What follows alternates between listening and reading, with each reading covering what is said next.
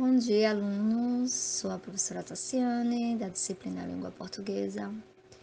Iremos aprender agora sobre as vozes do verbo.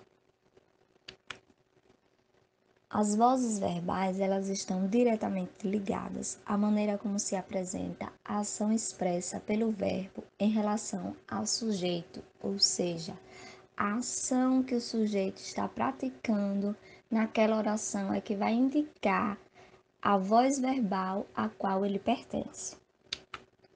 São três as vozes verbais. As vozes verbais, ela pode ser ativa, passiva ou reflexiva. Iremos aprender cada uma dessas três. A voz ativa, ela ocorre quando o sujeito, ele é agente, ou seja, o sujeito, ele pratica a ação expressa pelo verbo.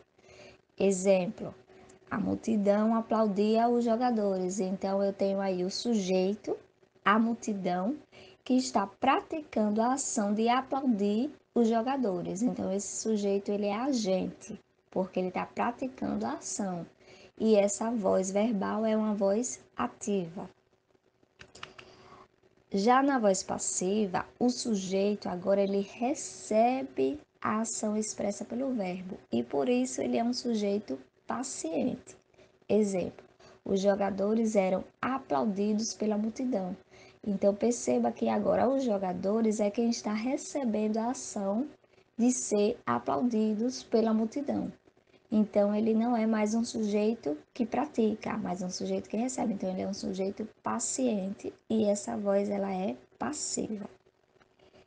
E a última voz, e nós temos a voz reflexiva, que ocorre quando o sujeito ele pratica e recebe a ação verbal ao mesmo tempo. Nesse caso, o verbo ele sempre virá acompanhado de um pronome oblíquo da mesma pessoa do sujeito a que ele se refere. Exemplo, temos: o jardineiro feriu-se com a enxada, ou seja, eu tenho o sujeito jardineiro que está ao mesmo tempo praticando a ação de ferir e também recebendo. Então, ele é um sujeito agente e paciente ao mesmo tempo. Então, essa voz é a reflexiva. E perceba aí o acompanhamento do pronome oblíquo, que é o se aí, nesse caso. Ok? Agora vamos aos exercícios. Então, eu separei 5 questões para vocês fazerem durante a quarentena. A primeira questão, eu trouxe 12 orações em que você só irá identificar a qual voz verbal cada oração pertence. Ou seja, a primeira eu tenho: eu machuquei o rapaz. Que voz verbal é essa? É voz ativa, é voz passiva ou é voz reflexiva? Vocês irão colocar para mim em cada uma dessas orações, ok? Já na segunda oração, na segunda questão, quer dizer, eu tenho aí: o seguinte período apresenta uma forma verbal na voz passiva. As pessoas comprometidas com a corrupção deveriam ser punidas de forma mais rigorosa. Então, se eu trocar essa deveriam ser punidas, que está na voz passiva, como é que eu passo essa forma verbal para a voz ativa?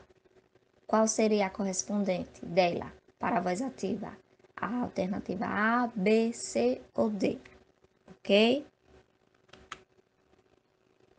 Já na terceira questão, eu tenho uma oração: o engenheiro podia controlar todos os empregados da estação ferroviária, que está na voz ativa. E agora eu quero, ao contrário, eu quero que você me indique qual a alternativa correspondente da voz passiva.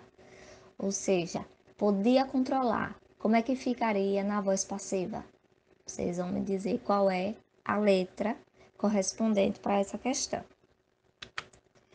Na quarta questão, eu tenho 5 orações em que eu quero que vocês transformem-as para a voz ativa. elas estão todas na voz passiva. Eu quero que você transforme-as para a voz ativa.